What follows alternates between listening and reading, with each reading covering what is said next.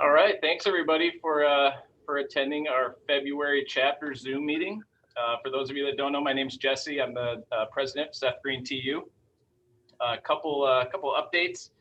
Next month we'll have Josh Miller. Josh is a guide in Pennsylvania. He's also a coach of the U.S. fly fishing team. So hopefully you'll check back with us in March. We'll be sending out reminder emails to participate in that meeting. He's going to talk about tips to catch more trout. So we all need help with that.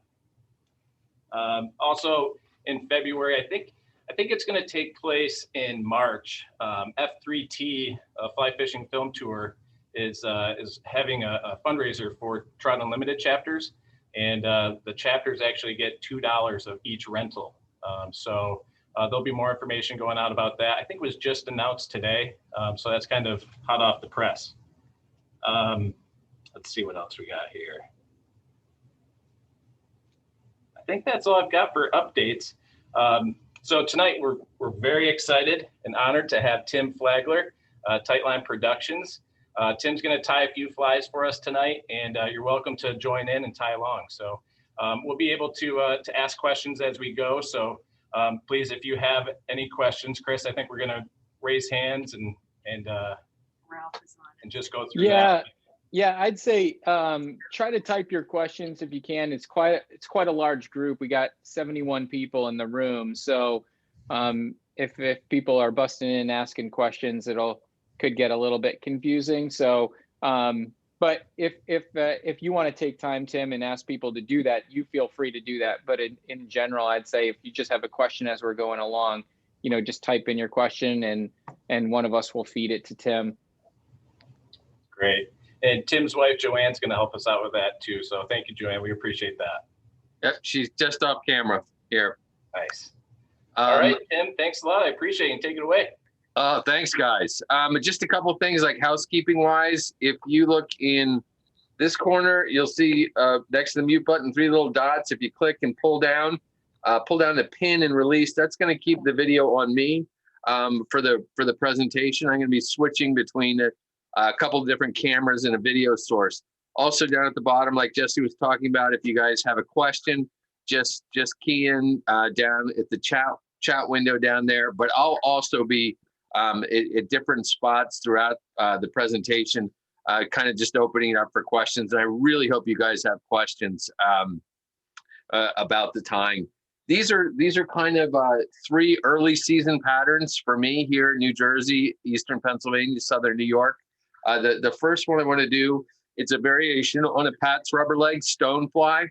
To me, one of the probably top 20 flies of all time. Not this one, the original Pat's. I don't want to take away from that one. This is just, it's got a little more weight to it and just a little more refined. That's all. So let me just make sure we got cameras going here. This one's going to start with an SN3, a lightning strike, size 10. You can go all the way to 6s. I mean, stoneflies get to be big bugs, and down to even 12s and 14s if you want to go small. But a nice long shank, like a 3X long, looks real good for this pattern. So first thing is to get one of the beads. These, I'm using tungsten, and this is a 5/32 of an inch bead. So this thing is a bomb, and we're actually going to add some more weight as well.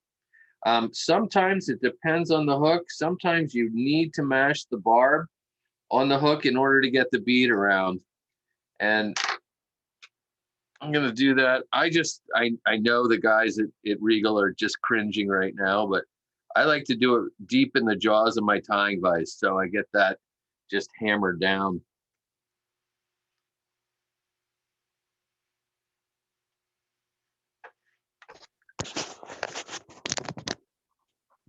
And generally, the bead then goes right around to the front.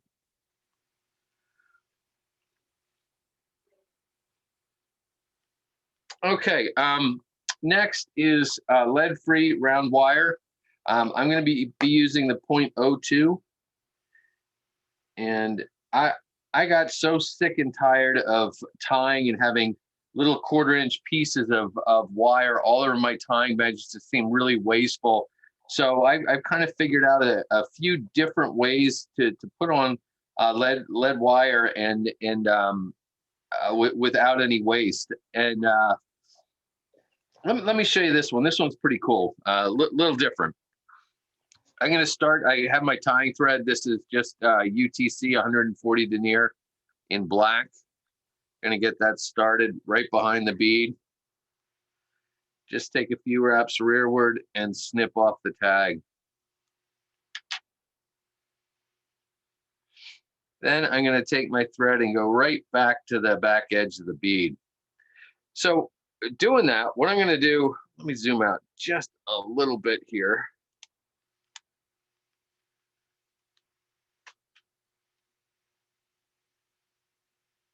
This is an extremely expensive video backdrop. It's actually not an old athletic t-shirt in the background. Some of you guys might be confused by that. Anyway, let me make sure I've got real good focus here. What I do here is, so I have the spool in my hand, in this hand, and I'm just going to drive the wire into the back of that bead to really push the bead up against the hook eye and hammer that with wraps of tying thread. That really nice tight wraps. But then what I can do is I can start taking wraps with the wire. Unfortunately, it twisted. That's not good. I really just didn't have it into the bead enough. I think that's better. I'm going to start taking wraps behind the wire, or behind my tying thread. Sorry. And what that's going to do is it's going to help sandwich those wraps together. And what's the bead size you're working with? Bead size is big. It's a 5/32 tungsten bead, so a bomb. But the cool part about this is we've done a few things. We've stabilized the bead up here, added some weight. And what I'm going to do is I'm going to anchor this with wraps of tying thread and then bring my weight back kind of parallel to the hook shank. And as I'm wrapping rearward, I'm going to rock it up and down, put tension on it, and it's eventually going to break off, hopefully, and make a little ramp down to the hook shank, just kind of to ease that whole intersection there. Just going to take a bunch of wraps over top here, get everything locked down.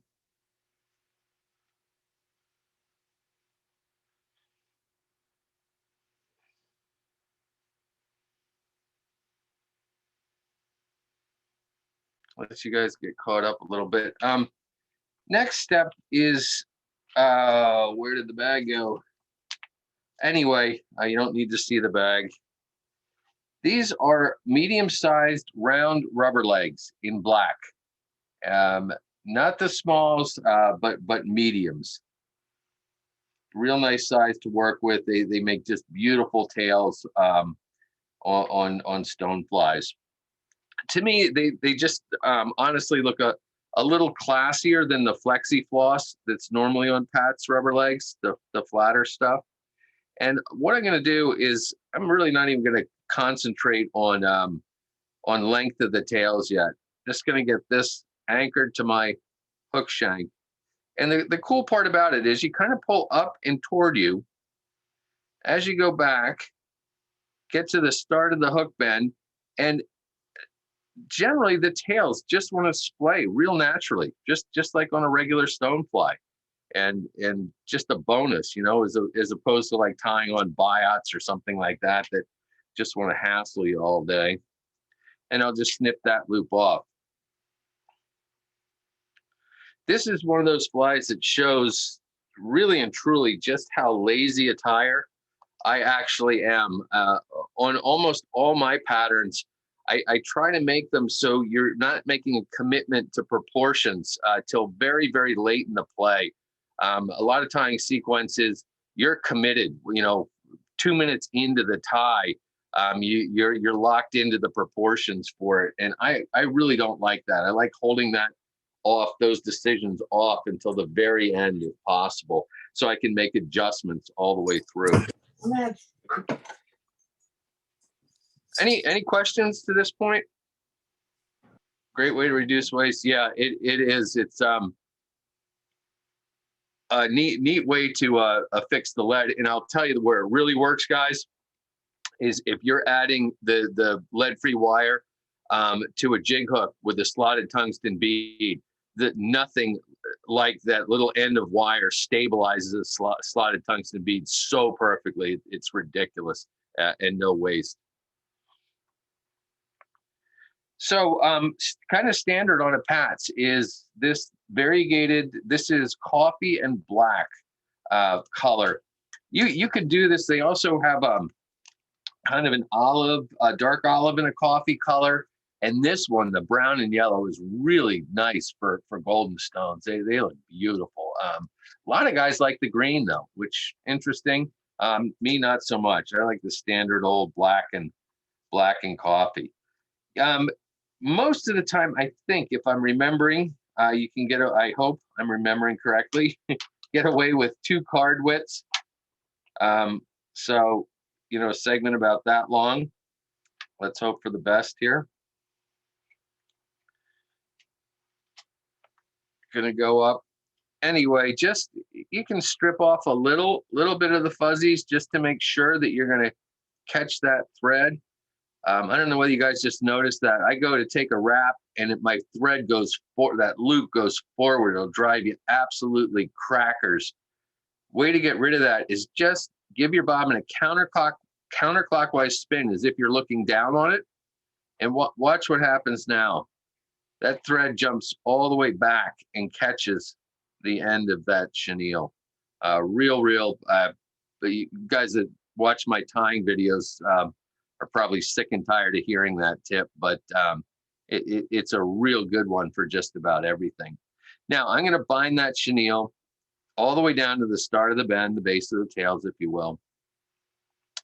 And again, I'm going to wind all the way forward up to the bead, just regular kind of, not overlapping, kind of touching wraps. I do want you to take a look at your chenille, and it's almost, it seems weird, it's almost rectangular. You can probably see that flat side there. Let me zoom out just a little bit. It has a wider side, this one, and then a narrower side, this one. So if you wrap the narrow side toward, you're actually making a puffier body. And I kind of like it for this pattern. If it doesn't want to wrap for you, don't sweat it. It really is no big deal. Okay, we're going to wrap all the way up to that bead. And then lock it down a few really tight wraps of thread.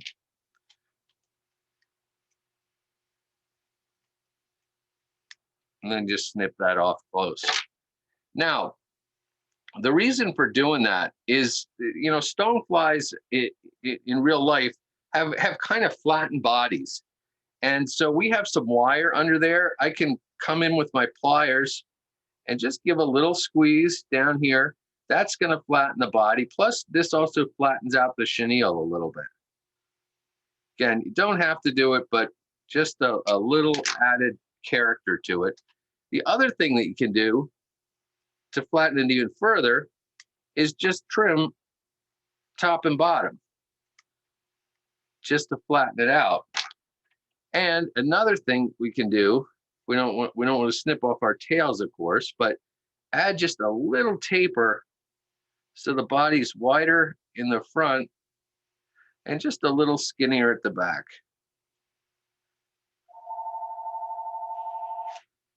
Just kind of improve the look of the fly a little bit. Okay.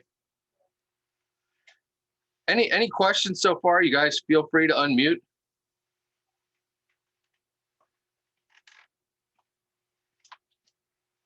Are you asleep, Ralph? Wake up.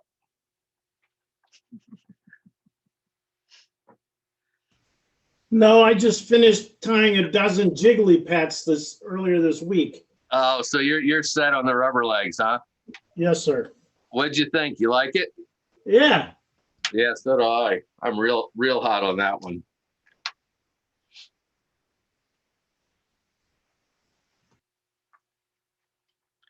Alrighty, so with the front of the fly, what we're gonna do is I've got a piece of another rubber leg length, same length as before. Gonna have that at the ready, but I want to take some wraps rearward with my tying thread, and this is where we're gonna start to establish the little thorax. I kind of like a big thorax, maybe right there. And now that we have that established, I've got those, oh, sorry, I'm on the wrong camera. What I did was I just took thread wraps in here. Take as many as you want, doesn't really matter. Just smoothing out the area. Don't mess with the abdomen back there. But what I'm gonna do is I'm gonna get my thread up to the bead, and I've got this doubled over segment of the rubber legs. I'm gonna leave a little loop in front. So I want to find the midpoint of that doubled over segment. Just lay it against the near side of the hook. And don't make these wraps too tight. I'm going to make like 3 or 4 kind of open spiral wraps to the back edge back there, the back edge of the thorax. And, you know, don't hammer those wraps just yet, because what we want to be able to do is just sort of tease the rubber legs, one set down the near side, one set down the far side. About like so. And then you have a rig that looks like that. Okay.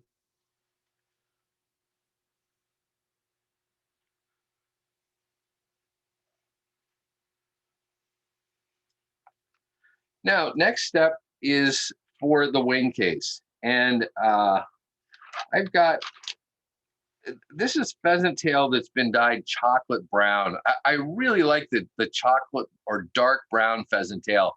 A lot of times natural pheasant tail, the backside in particular, just kind of gets some very light colored fibers. I don't want to say white, but they're pretty darn light, and they can make things look too light. And like a wing case on a stonefly, we really want it to be dark brown, almost black. And you don't want to mess around with this either. Better to get too many. That's a few too many. We want a nice wide wing case, and I'm going to guess that's about probably 16 fibers. Not real critical to keep them even, so I'm going to strip them free from the stem, snip the curlies off, flip that whole clump around, and I want to go fairly far up on this clump, right to about there. And what I'm really looking for, guys, is some width on this wing case. And so I'm going to kind of go like this. I hope I'm not blocking the camera too bad. But get them tied in, spread out on there, and then take wraps to really secure them. And you can see what, you can give it a little test, see what it looks like. Yeah, that's going to look pretty good. About the right length. Everything is nominal.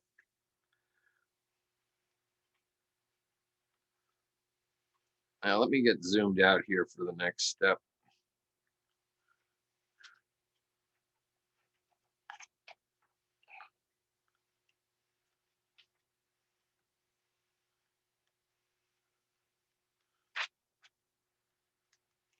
Why use PT versus something like black thin skin?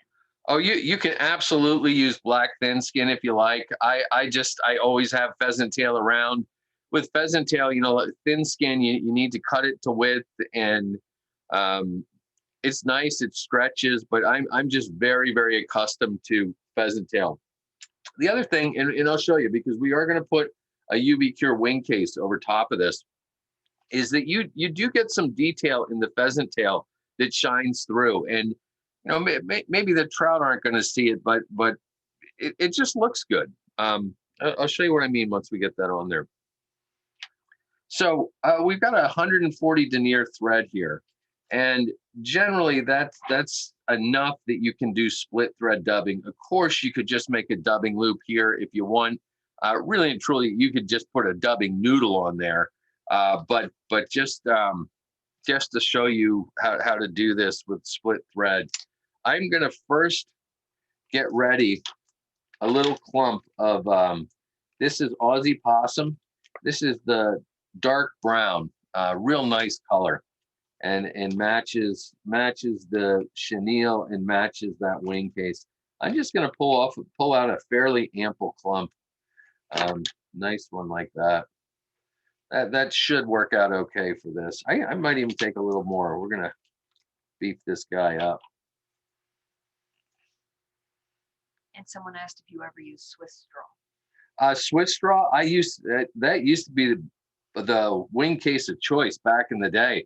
I haven't used Swiss straw in a long time though. I'm not even sure I have any of it left. But cool stuff. Yeah, that was all people used for a while there. Anyway, for the split thread, again, 140 denier. I generally, if my thread isn't too spun up, I just give my bobbin a little light counterclockwise spin, which should uncord my tying thread. And most of the time, if you just kind of keep on, you take a bodkin and keep on just stroking the back of that thread, it'll open up. It'll open up, and you can give it a little split. Doesn't have to be right down the center. This is really frilly though, but should still work. And so what I've done is I just tucked my finger in there. Okay, just the tip of my index finger. And I think I have enough room that's split that I can then just take that clump and stuff it in there, just like that.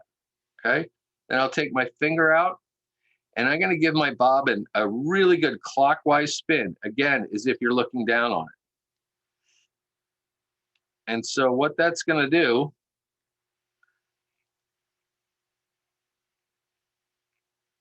is break my thread. It came close, yeah.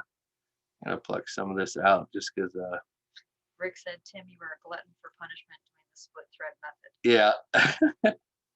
Well, there you go. It's I got a strand that broke off, so it's not spinning as well, but that's close enough as far as I'm concerned. I need to zoom in with this camera and it's going to unspin it while I do, but there we go. Okay. That's a lot of dubbing, Tim. And I'm just going to start taking wraps with it right there. Hopefully end with bare thread right at the back edge of the bead. And it should, I mean, it should be, that might be a little overdone on the thorax, but we're going to pick this out and I think it'll come around in the end, honestly. I'm going to take a few more wraps. I do have a frayed piece of thread in there that I don't want to lose. Now, there are a number of ways to finish off this fly, but I'm not sure how many of you know this. I've done a couple of videos on it where I use UV cure resin a lot. I think it is an incredible thing for us fly tyers, but quite possibly from using so much of it, I've become very sensitized to it. And I can only use it in very small quantities and only certain kinds. But I'm going to use some here just to show you kind of the stuff that you can do with it. And why, to me, it means it's such a great tool for fly tying. So what I'm going to do is I'm going to pull, oh, God. I'm going to pull my wing case forward, keep it nice and flattened out. I really want to cover some area with it. but I'm only going to anchor that and it take maybe 3 wraps. That's it. I don't want to build up a big thread collar here. I just want that wing case on there. Okay, and as you can see the fibers in the wing case. And then what I'm going to do is, this is the gutsiest part of this whole pattern, is I'm going to reach in and snip those fibers off nice and close as I can without snipping my tying thread. If there's still little stubble, like you can see left out on the bead, no problem. This is where the UV comes in super, super handy. So let me switch cameras here. I got a little sticky pad. This is a Gulf Classic, fairly thick UV cure resin. And Go a little bit more on screen. There you go. I squeeze out a real nice blobbo of that. And I almost always, I have like little thin applicator tubes, but I just think you have so much more control with a bodkin when you're applying this stuff. And so nice big blob. And I'm gonna go and I'm just gonna run it from the back all the way out onto the bead, just out and over the front. And then just kind of work it in to the pheasant tails. I really want to cover up those butt ends that I've got stuffed out over the front of the bead. Really improves the look out of it. I'm gonna flatten that out just a weasel.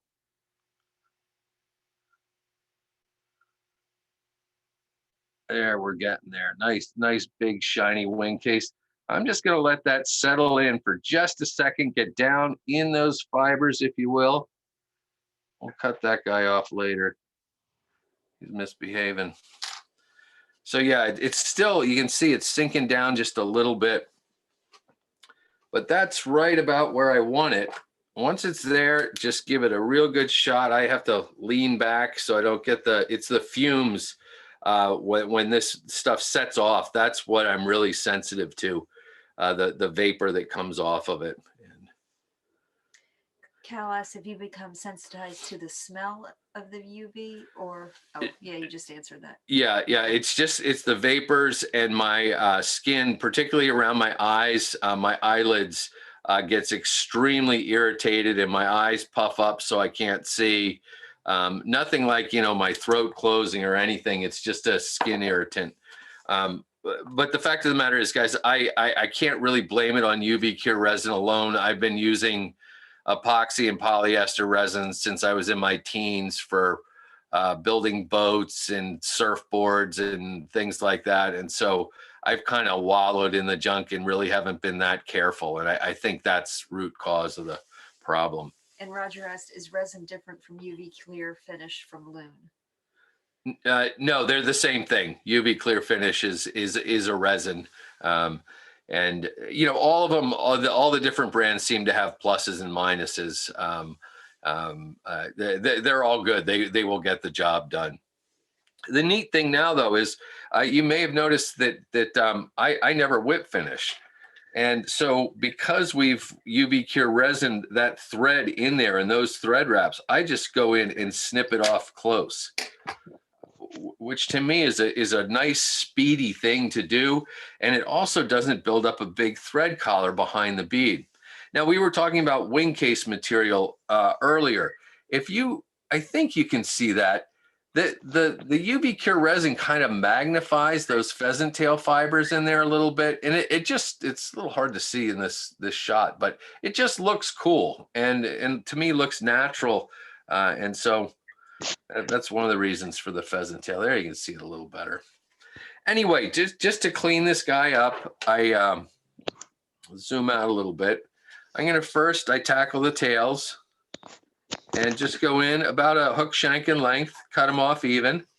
And I go with these back legs, usually, I don't know, right to the kind of the in line with the end of the body. You don't want them real long. Stoneflies don't have huge long legs naturally. That's about right. Feeling pretty good about that. Then I just snip the loop, and I really just try to get the same length here, front and back. That's not too bad. And then go and I can snip this one off and get it fairly even. So I've got that X thing going.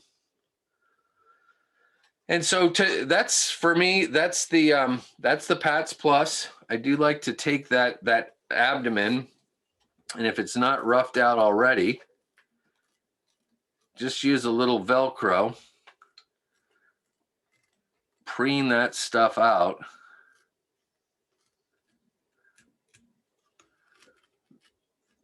Don't be scared to go after it. That's it's in there real well. And if you get any really wonky stuff, like I got those little UV fibers,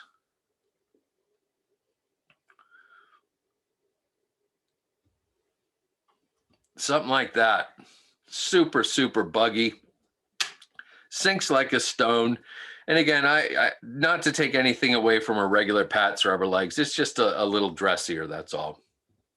And once you get tying these, I think it might be faster than a Pat's, as opposed to getting all those flexi false rubber legs in there. Guys, I hope you have questions, because it's going to take me a minute or two to get this packed up.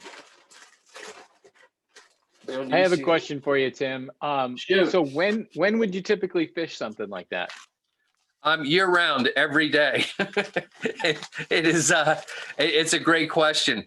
Stoneflies, if your river's healthy, and they do require really good water quality, lots of dissolved oxygen. They're kind of an indicator species, and you know, a healthy river will have a good population of stoneflies.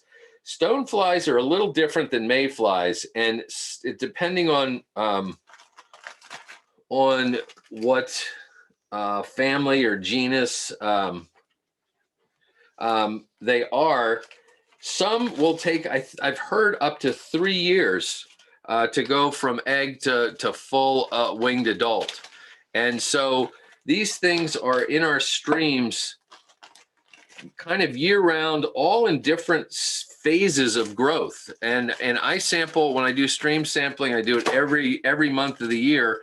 I always get stoneflies, always on my local rivers here, which makes me real happy because it means they're clean. But I also get them from, because I film them in fish tanks, and I get them from, in fact, I'll show you a little video of the next fly, what it looks like in real life.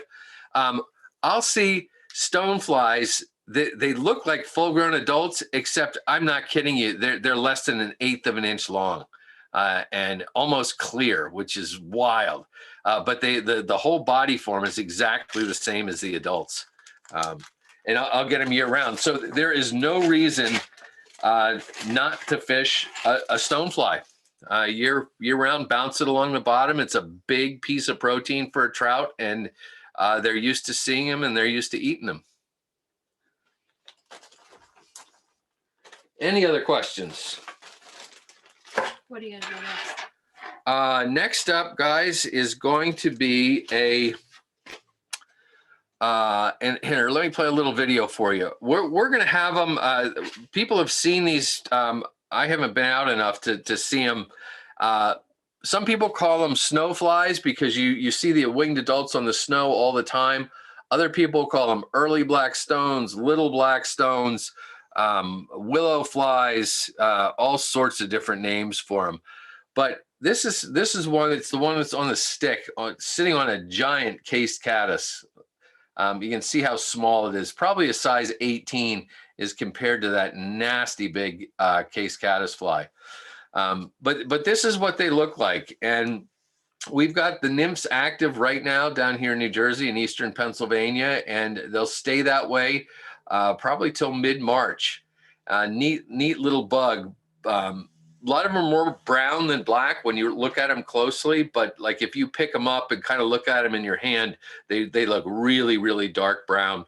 Some have that stripe. Others, it's not as obvious. A lot of them will have this curved set to their body. I think is kind of distinctive. But this is the one that really gets me. When they're free in the water, if you look at the antennas and the tails in the movement, for a trout, that's gotta be just like ringing the dinner bell. And so this has been my pattern. I'm kind of a little kooky about it. This is what we're going to tie right now. And the biggest thing for me are the rubber leg material that I'm using with this. And other guys tie it for my local shop, and it kind of drives me a little nuts because in many ways they're missing the point of it. And they're using heavier rubber leg material. This is the only stuff that I found that's thin enough. Centipede legs, mini centipede legs. I will tell you though, they're basically rubber legs and they deteriorate fairly quickly. And so, you know, if you're going to tie the flies, try to use them in a week or two, or the legs are likely to fall off just sitting in your fly box. It's kind of a bummer, but it's the only way I can see to get anything that's thin enough so it's going to have that motion. Anything underwater, think of it as being almost locked in an ice cube because of water pressure, and things don't move the way we think they're going to. They move way less than we think. And but this thin stuff, you can actually see it in the water when you jiggle the fly. It really moves. So that's the main thing I'm concerned about. And if you go heavier, like small or medium rubber legs, it honestly, it looks like a little black X, you know, and the tails and the antennae have none of that wiggly motion like you saw in the naturals. It kind of just kills the pattern as far as I'm concerned. And while you're getting that, Pat's, Ralph asked why a Pat's rubber legs versus a golden stonefly. Just for the Pats, for you know, going dark, we have way more around here anyway, way more dark brown stoneflies than we do the golden stones. And but you can absolutely tie it in that golden stone color. So hook for these little guys, they're small bugs, the early black stones, little black stones. And I'm using a Lightning Strike NH9. This is very similar to a Denier 270. Little curve to it, but very small, little hook bend in the back and a long shank, 3X long shank. These are long, skinny bugs, and we're really trying to get that established with the hook straight away. See if I can zoom in a little bit for you guys. That looks a little better. So these actually, let me hold it up for a little comparison here. These are the medium rubber legs that we just used on that stone. And that's the difference with the, come on. It's kind of hard. You can... With the mini. There's a big difference. In the way they move. Let me make sure I'm sorry guys, I got a little something on my vice base. Oh, that looks good.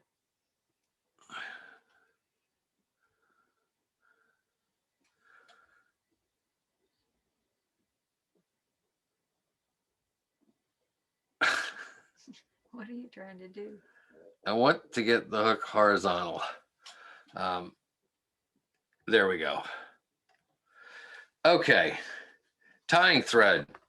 UTC 70 denier, black is fine, dark brown. You know, if you want to use uni, go ahead. 8/0, 6/0 should be okay as well. And just gonna get the thread started on the hook shank behind the eye. Take a few wraps rearward. And then snip off the tag.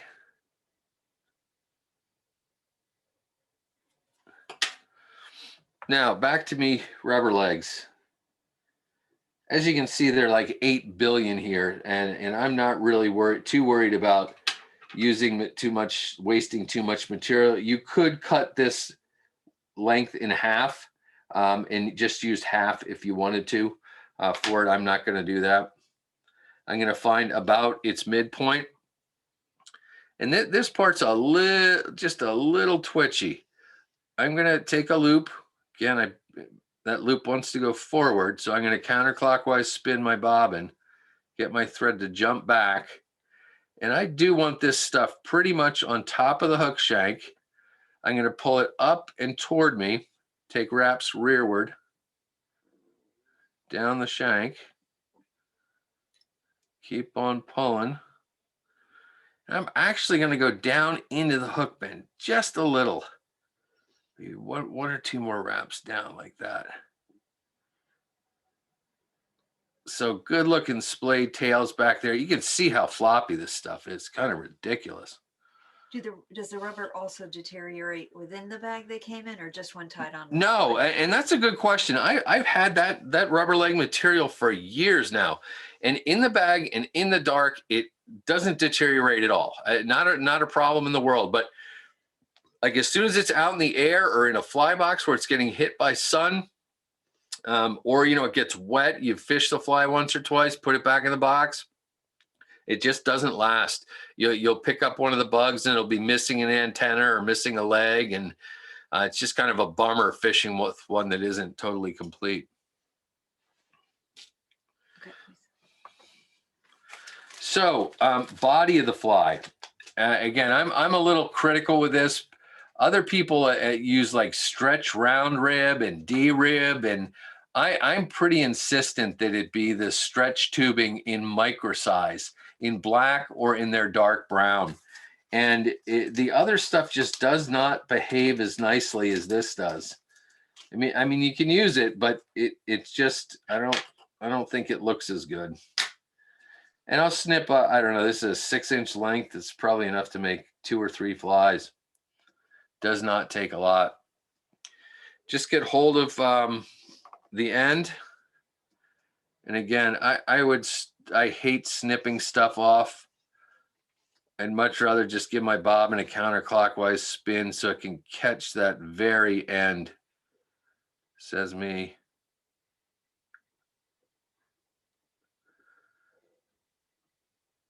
Got that locked down. Now what I'm doing is I'm putting a good bit of tension on this and pulling down and toward me just a little bit. Keep it kind of on the side of the hook shank. And then I'm just going to return my tying thread up. Here again, this is one where I want to just keep, I want to do the final proportions at the end. And so I'm not really going to make any decision on that thorax length.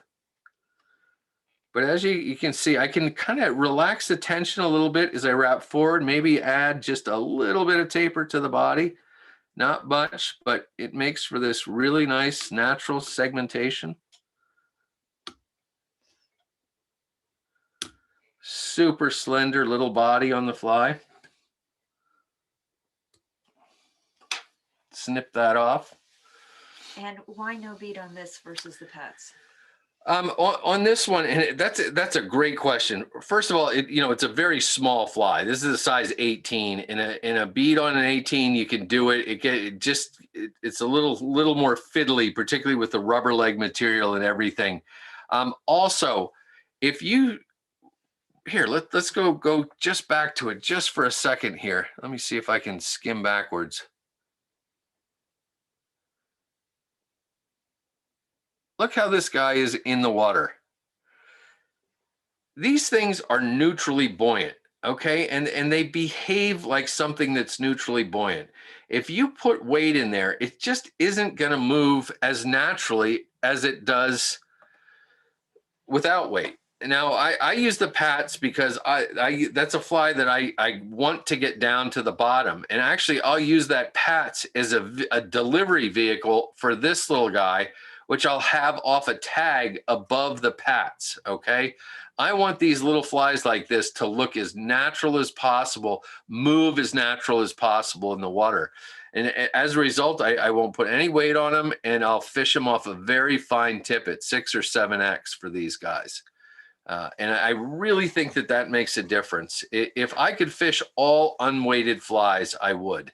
But we know that the trout, particularly this time of year, are bottom huggers. They're within a foot of the bottom, rarely come off, and so you have to get your flies down where those fish are. David had said, what silicone legs? I'm not sure what he's. I'm not using silicone legs. Hello? These were. Here, we'll go back to them. If that's what your question was. Centipede legs, black mini from Montana Fly Company. That's what the legs are. And the body is Wapsi stretch tubing, micro sized. Okay. Okay. And we're going to go back. I'm going to pretty much go back to my same chocolate brown pheasant tail fibers. I don't know. I'm just going to add this because I think it's a pretty cool trick. I hate having long bags of pheasant tail. It just absolutely drives me crazy. They're impossible to store. And so what I do is I like to cut the feathers off, usually in thirds if they're real long ones. And I'll get rid of any nasty stuff if I need to. Like up here, I probably should have snipped it off. But one of the cool things I found is with these bags that most manufacturers ship in, if you have a food saver, you can just snip the bag off and seal up the bottom with a food saver. That way you get to keep the label, you know where it came from and what it is. Just a little tip for you guys that happen to have food savers. Anyway, here I'm going to take, again, I'm making a Wingcase here, and this is size 18, so probably half the fibers that we did before. I'm guessing only 8 or 10. And same routine, guys. Just snip those off, turn them around. I do want it a little wide. Snip the tips off. And then get back to my fly. Give the bobbin a counterclockwise spin. This time I'm convinced it's going to work and jump rearward. There we go. Get that locked in there. I like a decent length Wingcase, not half the body on these. Probably a full third, something like that.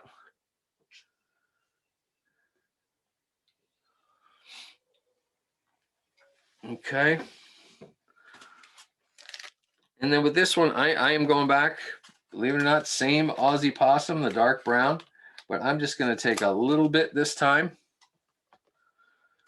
and go back to my tying thread. Just a couple little basic dubbing tips for you guys. I know this is going to be a bit of review for you, but for a lot of you. But when I'm putting on dubbing, and the reason I'm doing this is when I teach classes live, it's one of the number one questions after how to use a whip finish tool. But anyway, I try to keep the dubbing. Gosh, I just can't really go wide enough here. I hold the dubbing down here in these fingertips, put a little tension on my tying thread. But what I do, I try to pull up on these fibers. So as I'm pulling them out of my fingers, they're elongating parallel to my tying thread as opposed to horizontal to it. And then I'll just take the top part of those fibers, spin them clockwise around the thread, but I leave the bottom part open. Hopefully you can see that if I zoom in just a little bit. And what that allows me to do is my next clump, which I pull up to vertical, so my fibers are parallel, I weave them in with that front or that top clump. And this makes for a much more consistent, slim, sturdy dubbing noodle, if you will. And you know, most of the time, people are just, particularly beginners, are just way overdubbing, and it causes all sorts of problems. Let me zoom in a little closer here.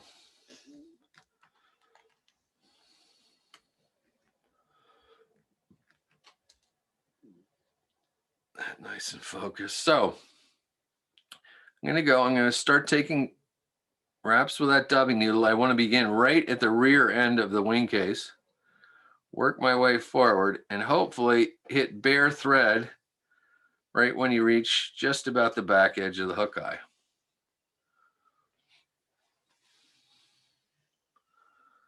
Okay.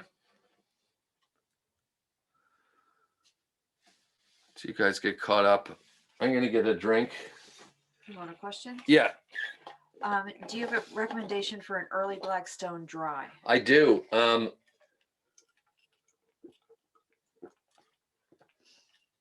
And a follow-up question to that is, Wow, that's good.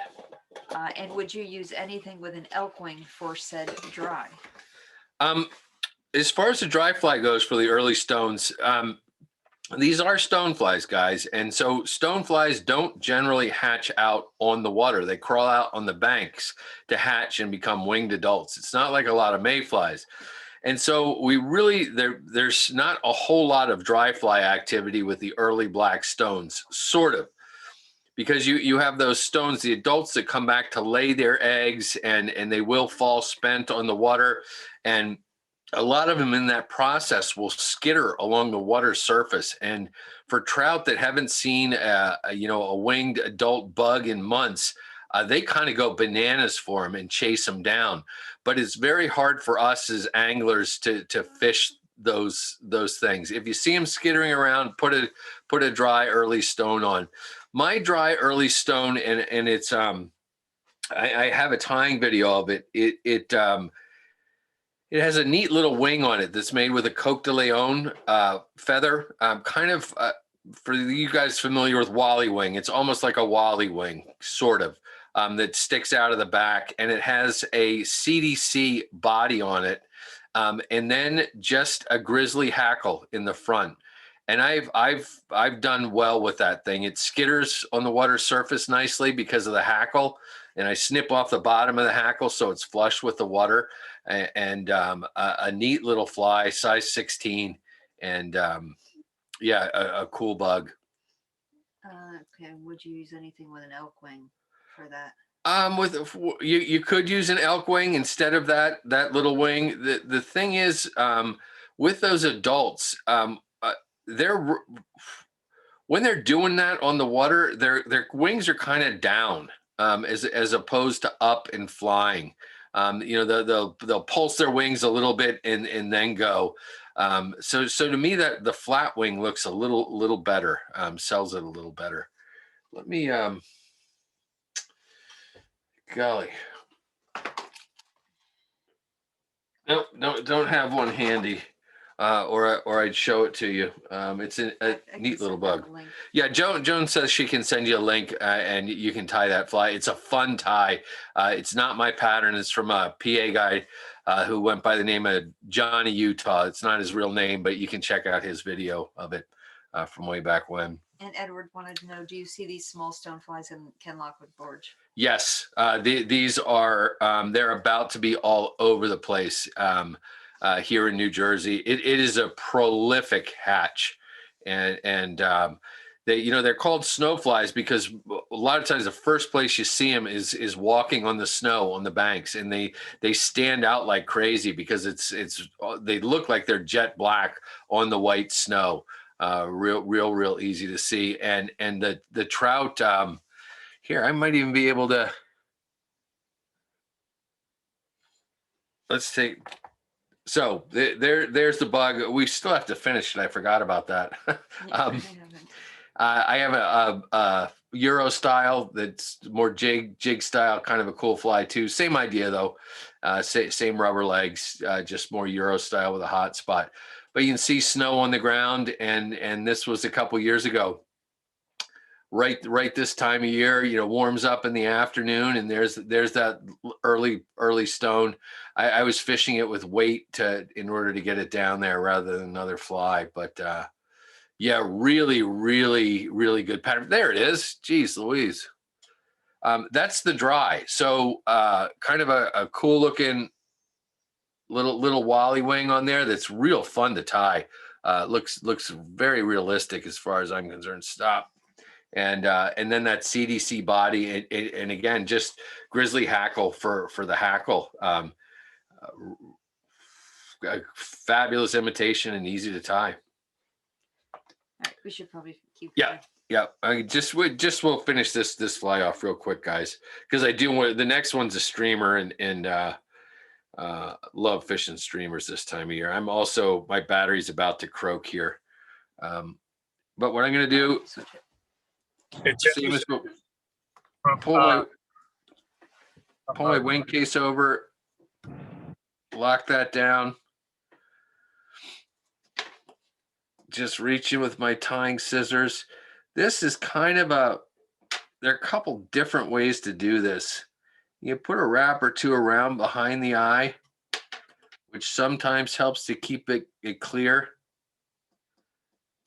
Sort of one of the issues with this pattern is keeping that eye clear. Yeah, that should be okay. And I generally whip finish there as opposed to around the eye. Again, just anything not to cover up that hook eye. We're going to be fishing probably 6X with a size 18. So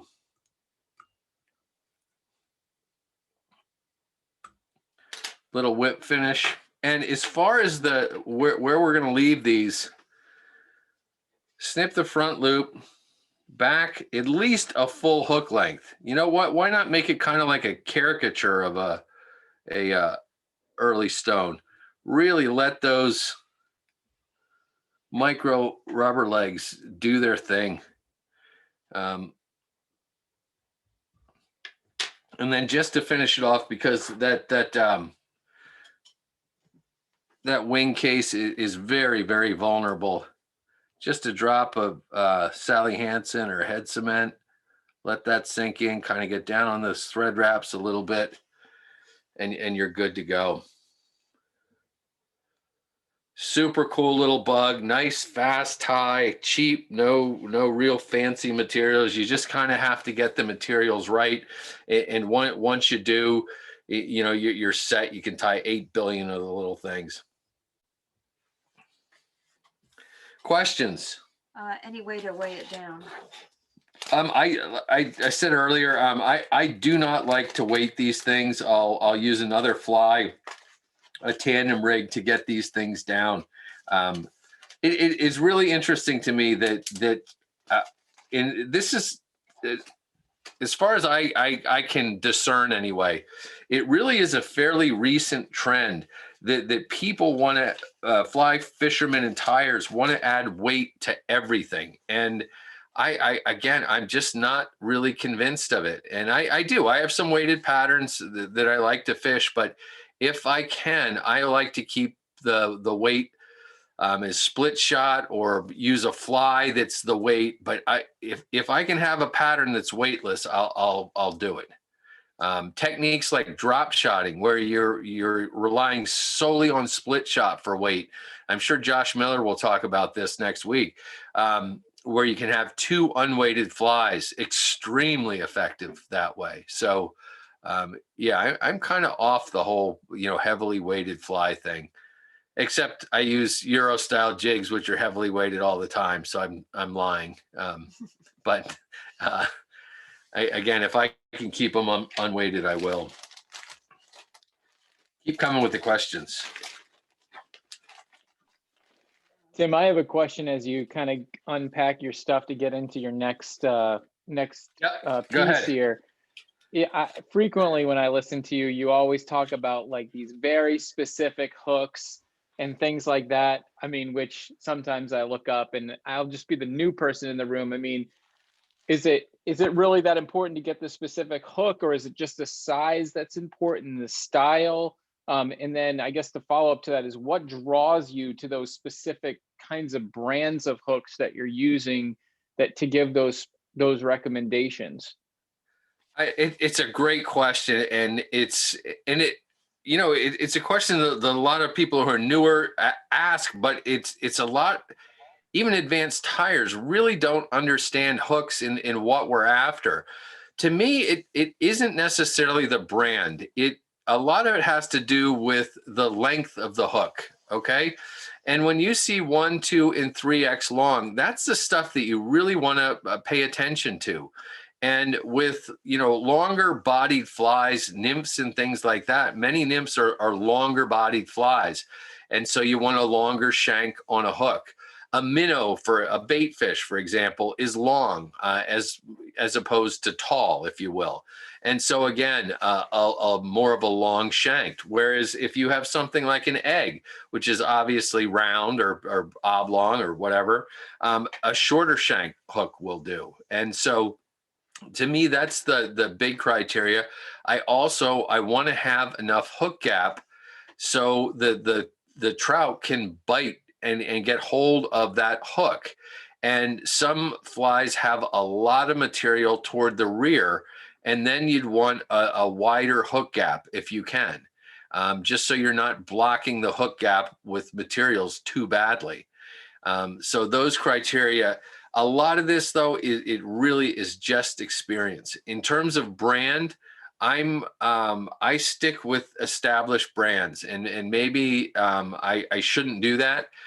There are a lot of new hook manufacturers out there in the last 10 years in particular, and I know some of their hooks are good, but I buy my hooks in bulk, and so tend to stick with brands that I know and then models that I know, and get them by the thousands, and that works for me. So I try new hooks all the time, but those are the ones that I have in stock. Now, I will say places like Dairiki, that you can't get Dairiki hooks anymore, was just crushing for me. They're good quality hook at a really nice price. And, the little boxes, these guys, actually, I can show you why, what happens as a bit of a hook hog. Oh, the battery's almost dead. But yeah, this is what my just one of 3 Dairiki collections looks like. All different sizes, all different models. And so, you get relying on that particular hook, and you tend to stick with it. But I've had other people tell me, Dairiki hooks, I had them break, and I understand that all hooks have problems at times, but I've just had very good luck with that brand. Lightning Strike from Wapsie is another one that very similar shapes, and I'm doing quite well with them. I'm just changing camera batteries here, guys. And what is the tool you use to snip the thread? I've always wanted to know from watching your videos. There's actually a video on how to do that. All it is, and I'll show you as soon as we get the batteries back in here into the camera. It is a little chisel that at the end of my whip finish tool that I just did. I used a belt sander to do it. And you can use a grinder, but you have to be real careful with the grinder, or you're going to heat it up too much and blue the metal, and it loses its temper. Not that it gets angry, it doesn't. It's not as strong. Anyway, here it is. Let me zoom in real quick. So all I've done here is I've taken the end of my whip finish tool and just made it into a little chisel point, just like that. And the joy of doing it with a belt sander is the belt sander creates air, wind, if you will, and that tends to cool it. And it's just, with fine grit, you just go slow and work it down. Some people have more of a knife edge. Other people cut a little V notch in there, so it just goes right on the thread. But the chisel has always worked for me.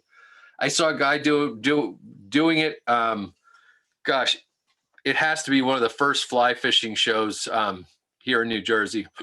I don't know how many years ago, too many years ago, and have been doing it ever since. Do you find the smaller stoneflies travel through the water column more in the middle or in the bottom? In the bottom. With the smaller stones now, there are a lot of them that are active, and that's a really good question too. Most of these aquatic macroinvertebrates are locked to the bottom. Okay, and if they do get out and move around and get wash free, they're going to bounce right along the bottom. So having your imitations along the bottom is good, but with these guys, this is a full hatch that's going on now. They need to get from the bottom to the surface to become winged adults. Okay, and some of them just crawl like underwater towards the banks. Other ones kind of swim up, I believe, as they go to get over to the bank. And so I notice it when I have them in my fish tanks this time of year. That's what that guy who was up and waving like that. They do these little test swims, like they're seeing what it's like going up, and then they'll go back down, and they'll do that a bunch of times. And so to me, that's where we can fish these a little higher up in the water column. But again, for me, again, the rig is going to be a weighted fly, maybe a Pat's on the bottom, and I'll go 10, 12, 14 inches up, have a tag coming off, like 4 to 6 inch tag, and then I'll have that weightless early black stone off of that. So I'm down there on the bottom with the heavy stuff, but this is up just a little bit. Love to fish them that way. You want to check with Chris? Are we good on time? Are we doing okay on time? Still, I'm fine if you guys are. Yeah, I mean, we don't have an exact time limit. I mean, we normally would say it was going to go from 7 to 8, but hey, you carry on. I mean, people can sign off if they want to. Yeah, so. yeah. Yeah, you won't hurt my feelings. I mean, I know some of you. We don't have anything to say at the end. So. Some of you are dying to get off to watch the Kardashians or something like that. So that's up to you. That's your choice. I'm going to keep right on tying. Do you want to ask a couple more questions while you're doing that? Yeah, please. Mark said, do you mash your steel and salmon hooks? And 2, will you be making a reference to a rock and roll song, e.g. Cripple Creek? You make one little funny joke online. Can you get that shoved back in there? I got it. What was the first question? Do you mash your steel and salmon hooks? Boy, that's a tough question. Really depends on who's watching here and on the river. I don't get to steelhead and salmon fish a lot, and they're fish that are hard to catch. And I will admit to you, if regulations allow, I will still use a barb. But like, up I fish in Nova Scotia, and barbless is really frowned. It's the way to go, and barbs are frowned upon. So I fish barbless for Atlantic salmon up there. But I'll come clean if I'm on the salmon river. It's going to have a barb in it. It looks like Charles has his hand up. If he wants to unmute. Yeah, anybody can. Hey Tim, real quick question on the when you're fishing that suspended like tag, could you also turn around and shorten instead of going on a 3X hook? Could you shorten it, put like a 10mm shank and make it an articulation, or put a perfection loop to get more movement off of it? Yeah, you can, and I have a new stone. It's a larger stone that is articulated. It's an articulated pats, the jiggle pats, which I'm really digging. On the smaller ones, an articulation is just, I think it's a little overboard on a size 18. As far as the loops go, I'm a big non-slip loop guy, but I'm beginning to kind of hedge on that a little bit. I still, for all my streamers, I'm a non-slip loop, but On a lot of nymphs, I'm starting to wonder if it's worth the time and the effort, to be completely honest with you. Having watched the way nymphs, artificials move through the water, I'm not convinced the loop is necessary. I don't think it adds that much more motion to them. I know that's kind of counterintuitive, but it's from watching my, like a prince nymph or something like that float downstream underwater. I'm not sure the loop is doing much for you. Thank you. Yeah. What's your favorite vise to tie with? Favorite vise are regals. I've been using them for years, and I'm just so accustomed to them, and being able to, without any adjustments, just go from one hook size to the next. And it's kind of one of the few vices that you can really do that effectively and not worry about the hook holding it all. It always does. And I know you can see it here. I have the stainless steel jaws on here, and I have the I'll zoom out. I have the Revolution. They're expensive, but lifelong investment. Spins like a champ, and just absolutely love the vise. Do you find a difference if you use fluorocarbon tippet compared to nylon? Good. Another good question. Fluoro versus nylon. I do fish fluoro, subsurface nylon monofilament on the top. Fluorocarbon is denser. It sinks better. Mono floats a little better. So when I'm dry fly fishing, excuse me, or fishing emergers near the surface, I'll use the mono.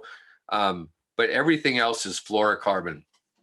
As far as that index refraction stuff that we first heard about with fluorocarbon, about how it was invisible underwater, I'm telling you, that is simply not true. Maybe in the lab, it wasn't as visible, but again, when I'm shooting underwater video of flies and the tippet that's attached to them, you can see both as plain as day. Depends on the way the sun is and everything else, but they show up very, very well. Okay, I think you can start on the next one. All right. It's the squirrel and hollow. Next fly, guys, it's very much like a mashup between a zonker and a woolly bugger. And those of you who watch the videos know that pine squirrel is just absolutely one of my favorite tying materials, mainly because it's got beautiful, and we'll see them up close soon, fine dark markings on it that just resemble the markings of life that bait fish have, and pretty much all living things have fine little markings in them, either for camouflage or all sorts of reasons. But I am this one's got a little curve to it. I'm going to cut this piece off. I do kind of hoard this stuff. About, I don't know, 6 or 7 years ago, some YouTube video guy started singing the merits of pine squirrel, and it all of a sudden got real expensive, and I'm afraid that guy was me. And so I kind of hoard this stuff. I'll be honest with you, and have it in all different colors. I get the zonk skins, but with this fly, kind of the tying sequence is the way it is, so I'm not even wasting a millimeter of this pine squirrel.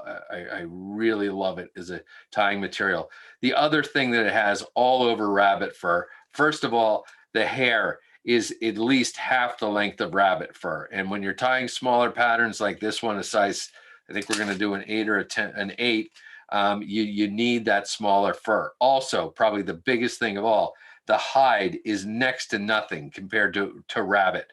Rabbit is super thick, absorbs water. It's difficult to wrap, and is just generally a pain. This stuff moves well, and is a pleasure to tie in and wrap with. Anyway, hook, again, a lightning strike, a size 8, and we're 3X long. Yes? No, 3X long. and just about right. I like size 8s and 10s for this streamer. And again, it kind of replaces my woolly bugger and my zonker now. Just mashed up between the two. Nice solid hook. These are fairly beefy. Nice big hook gap on them. Everything's okay. One of the reasons I like to tie this fly, particularly for things like this, is I'm not real into, even though I have, I think, 550 odd patterns online. I am not really all about patterns. I like techniques more than that's what keeps me going, are different techniques. And this fly just happens to have a lot of different techniques in it. I have 70 denier thread here. I don't exactly know why. I usually have 140 for this fly, but I'm going to go with the 70. Kind of a strange tying sequence here, but again, this is based on not wasting that pine squirrel, and it's also all about reinforcing the materials in the fly. I'm going to make a nice thread base going back here all the way to the start of the bend. On this hook, it's a little hard to tell where the start of the bend is. I kind of, just for consistency, I'll go about halfway between the hook point and the barb. Anyway, I have a strip. This is going to be too long. This is enough to make 2 of these squirrel and hurl buggers. I'm going to tie it in. A little piece I want to cut off. Sorry. There we go. What I do is I'm going to measure. And I'm going to measure from the bend, and I'm going to use my, I don't know whether you can see this, I'm going to use my thumbnail to measure from the back edge of the hook eye. I kind of take my thumbnail and jam it in there behind the hook eye, and then to the back of the hook bend. Then I'm going to transfer that measurement rearward using my thumbnail right to the location of my tying thread. A little moisture with these guys goes a long way. Get that first separated. And what I'm going to do is I'm going to take a wrap, and I'm used to 140. I hope I don't break my thread here. I'm going to take a second wrap, but importantly, pull your material back and take 2 wraps underneath it, just around the hook shank, and then 2 more over top. And with a lot of materials that want to spin around the hook shank, you can't absolutely stop them from doing that by using that technique, but it really helps. Excuse me. And yeah, so one of the many techniques that are used in this fly that you can apply elsewhere. Can you guys see those fine dark markings in there? Yeah, you can see them good. Yeah, and that's why I think pine squirrel, wood duck, Hungarian partridge, all have those fine dark markings, and they are our magic fly tying materials, and I believe it's the fine dark markings. So I'm going to wind all the way forward, not quite to the hook eye. Get up there. Switch over. The body is made with peacock curl. Okay. A little tip for you guys: when you're in the fly shop, be a jerk about it. Not all peacock curls are created the same. These are fairly long. Most of the ones you get them are about an inch shorter than this, and it makes a difference. When you're wrapping a long hook like this, having an extra inch is key. So look for the bags with the longer the longer hurls in them. And this one is size 8. I'm usually 4 hurls.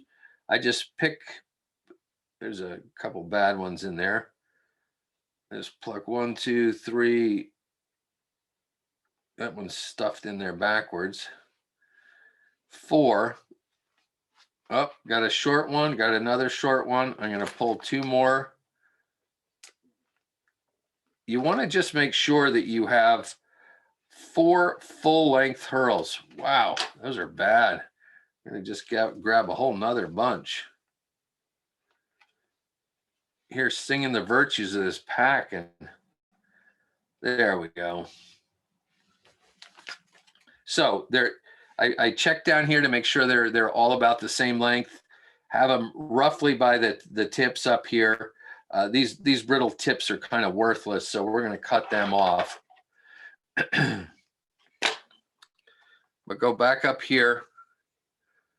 Again, I just hate trimming stuff off after it's already on there, so I'm going to start it there with a counterclockwise spin. Wrap all the way back, bind these suckers down all the way to the base of the tail. Now this is where it gets a little different, and I know I'm going to get this question, so I'll answer it right now. I'm not going to put any wire in here to counterwrap. I counterwrap materials with other materials, and I don't like a wire in my woolly buggers, and I don't like them here. It's a matter of personal preference, and feel free to put in wire. I'm not sure how much more protection it adds, and it's kind of a hassle for me. So I'm not gonna put any wire. I'm not gonna put any thread. I'm not gonna spin these when I wrap forward, but I am gonna leave my tying thread right here. So when I start taking wraps, you want to avoid that hook point. When I'm taking wraps, I have to push up on that thread. I have to, the hurls are actually pushing up on the thread full weight of the bobbin. So I'm not touching the bobbin. It's all up to the hurls to push that weight up. And what that does is it keeps the hurls sandwiched together, which is kind of a big deal, because otherwise you're likely to get one that wants to run up the hook shank before all the others and turn stem side up and just ruin the whole look of the thing. Now, most of the time you can get you gotta take one more wrap, a fairly full, good looking body just using that technique. Brush it out a little bit, and not a whole lot of hassle, real quick to do. And now just keep in mind, we wound that thing naturally, normal direction of thread wrap.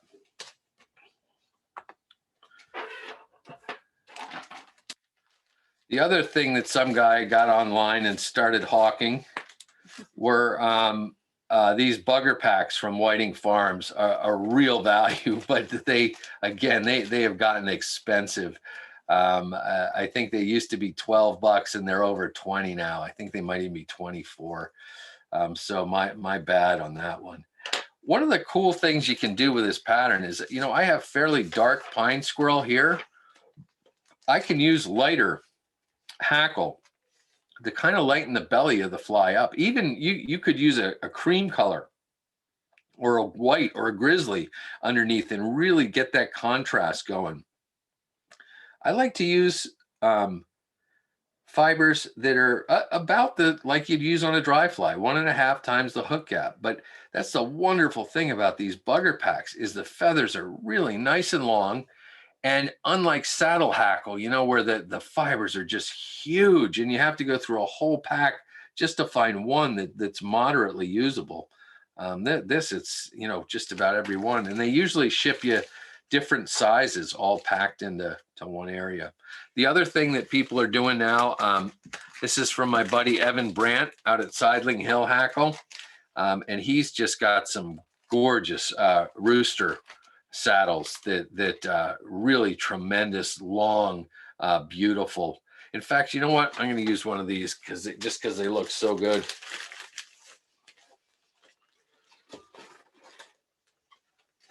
And you can probably see these are many of them are even longer and have smaller fibers. Plus, he gets some web down at the base, and I do like web at the front. Those fibers, they might even be a little too small. Let's see if I can find a dandy up in here. Oh, there we go. Beautiful long feather. And I don't like a whole lot of real thick butt here. And I just for safety's sake, because I'm on camera, I'd probably wrap this bare stem if you guys weren't watching, but I'm definitely going to cut in a little triangular shaped tie-in anchor here. I don't know whether, let me see if I can zoom.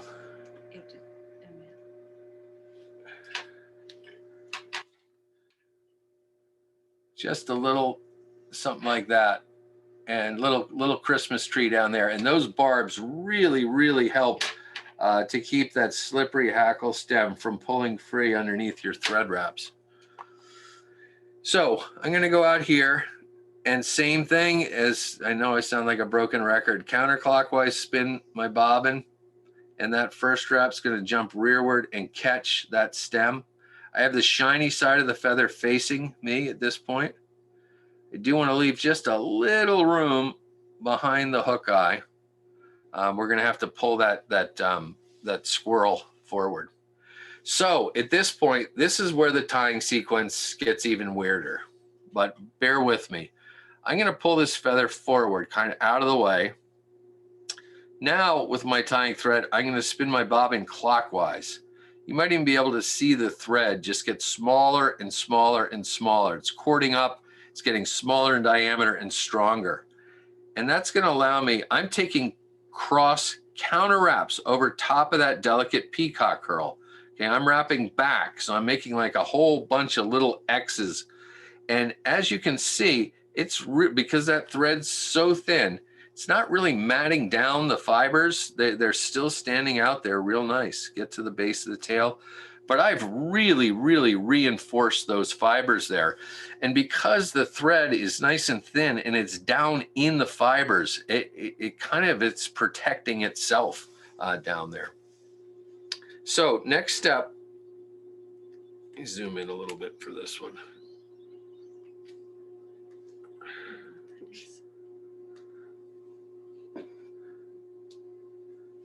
So now I'm going to take my hackle. I'm not even going to use hackle pliers. This one's long enough, but real important, guys, is take 1, 2, maybe even 3 flat wraps, one right behind the other at the front of the fly, and then start taking more open spiral wraps as you work your way rearward. Okay, those flat wraps are going to keep this fly from wanting to corkscrew in the water. I'm sure you've all had woolly buggers that just corkscrew and just totally twist up your tippet, and we don't want that. This fly doesn't tend to corkscrew as much as a woolly bugger because of the pine squirrel, but still, good idea to get those flat wraps in front. Now, again, I've wrapped rearward with these, so those are essentially counter wraps.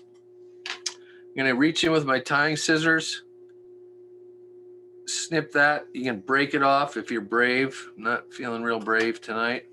So snip that off there. Now, when I start wrapping forward with my tying thread, I'm effectively counter wrapping that delicate hackle stem, okay? Trying not to trap hackle fibers as I go, just sort of winding my way through there. Sometimes the faster you go, the less fibers you trap, which is interesting, but get to the front, find my hook eye, try not to trap any there. And so I've protected that delicate stem. It's the time I can just take my fingers, sweep everything back, and give myself, you can see I'm winding rearward, give myself just a little bit of space. Probably could have left a little bit more to begin with to get that pine squirrel anchored. Snip that off.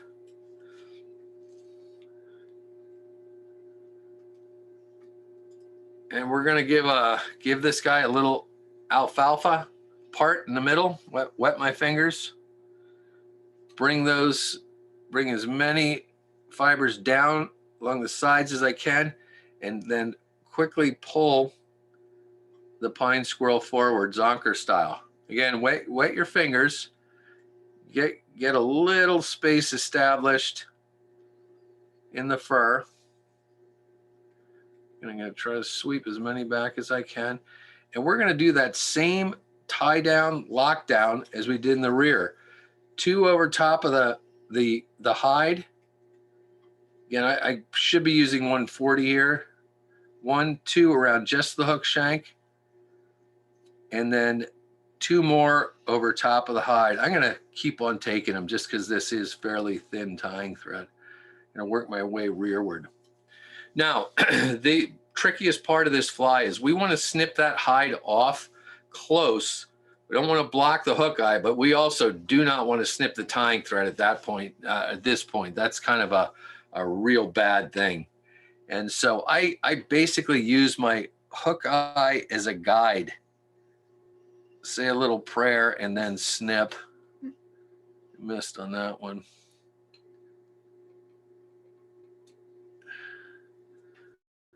Okay, I think I can, I generally get a snip closer than that, but yeah, I was just not feeling excessively brave tonight. I think I can correct for that though, just by hammering that thing down with some nice tight wraps of tying thread. I guess one of the advantages of having the 70 denier here is I'm not building up a lot of bulk. I can keep the head of that fly fairly small, even with quite a few wraps. Oh, and that's looking pretty dandy, actually.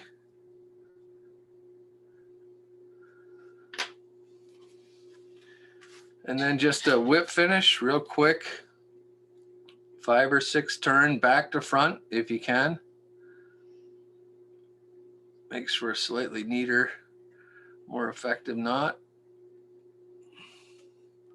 Just make sure to seat that really well in there. Keep the tension on your tying thread when you cut it off close.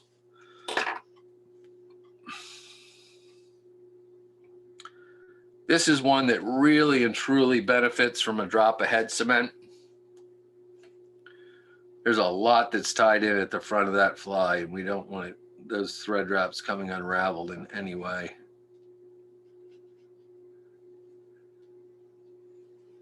Always a good idea, you know, you put a big blob of head cement on there, take a bodkin and just give a little run through on the eye, make sure there's none in there. And that's the squirrel and hurl bugger, guys. One of my favorite patterns. This time of year, it's hard to convince people, but streamer fishing is good. And you know, you have to get down there with your streamers. Again, this is weightless, but a lot of times I'm fishing this. I'm kind of very into trout spay right now. So light 2-handed rods with spay casts and sink tip lines. So I'm using a sinking tip as opposed to any kind of weight to get these suckers down. And I feel it presents very naturally to the fish. It looks like a neutrally buoyant bait fish. Questions? Gotta have some. I'm not leaving until we get a question. Careful what you wish for. Yeah. They're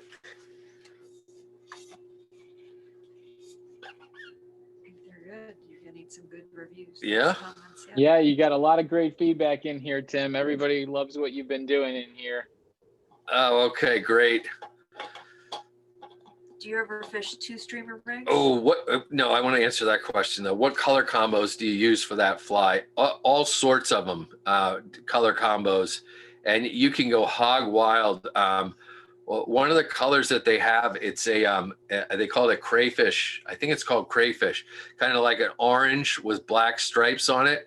And that with, believe it or not, like a golden straw or yellow grizzly, the bugger pack, just it looks like a baby sucker. And yeah, I had a lot of luck with that color combination. But dark on the back, light on the bottom, just the way natural bait fish are. And so you can make that fly look like so many different flies, just same exact pattern, just different colors, real versatile pattern. Someone said kind of crayfish. Yeah, it is kind of crayfish, kind of bait fish, kind of everything. Do you ever fish 2 streamer rigs? I don't fish two streamer rigs. Too complicated for me, but I do, again, with this trout space stuff. It's got me fishing like 2, 3, and even 4 wet flies at a time, kind of old school. And one of the super cool things that I noticed, I can't believe I hadn't seen it before, but if you have one wet fly on the swing, okay, and you tie a second one off its bend, you know, a foot back from the first, the drift of the first one influences the drift of the second one. So they start going like this, back and forth. You add a third fly to it, and it becomes this whole serpentine thing. And I really, it's subtle, but when you see it, you go, wow, that looks enticing, you know, like that, like you think that's what a trout would want to see. So I think some of those old guys that would fish a brace, a full brace, they call it, a wet flies, were really onto something. And it's how those flies influence each other's movement and actually add horizontal movement that isn't there otherwise. I thought that's really cool. What sizes for the squirrel and hurl bugger? Squirrel and hurl, the smallest I tied is a 12, and I don't really like the 12s, but 6s, 8s, and 10s. Where do you get Sally Hansen, and do you use your own dispenser? Another great question. Sally Hansen, can you reach up and get that? Uh-huh. I can show you what it is, because it's not really what you probably would think.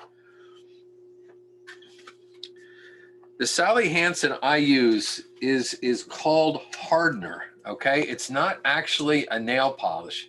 Comes in a blister pack like this. You used to be able to get this everywhere. A convenience store would, I don't know what convenience stores you guys have up there, but we have Wawa or 7-Eleven or Sheetz down here. They'd have this stuff. And now it's getting a little harder to find.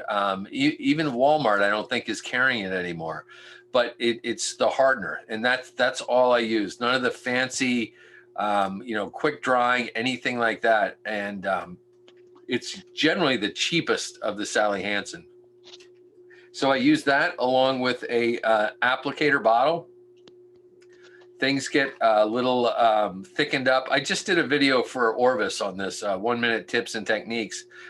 If you look at Sally Hansen's on the back, the third ingredient is isopropyl alcohol, okay? And so to thin it, it does get thicker and yellower over time like this. Just use a little rubbing alcohol in there. Be sparing with it. It thins quickly, and you're good to go. And some people have problems with these applicator bottles. My only problem is quickly getting that little needle back into the. That's painful. Holy cow. You're doing much better than that. Anyway, you get the idea. So, and that's my well, one of my adhesives of choice. The other one is Fly Tyer Z-Ment. It's very much like Zap-A-Gap or super glue. It just has a little bit more viscosity. It is a joint venture between Wapsi and Zap-A-Gap, and real neat stuff. Has a small applicator brush. Nice for putting stuff on. A lot of people have problems with actually gluing the lid onto the to the bottle. If you take dubbing wax and just run it around, you can actually see the dubbing wax on here. It not only seals it, keeps it airtight, but also makes it so that lid doesn't get locked onto the bottle.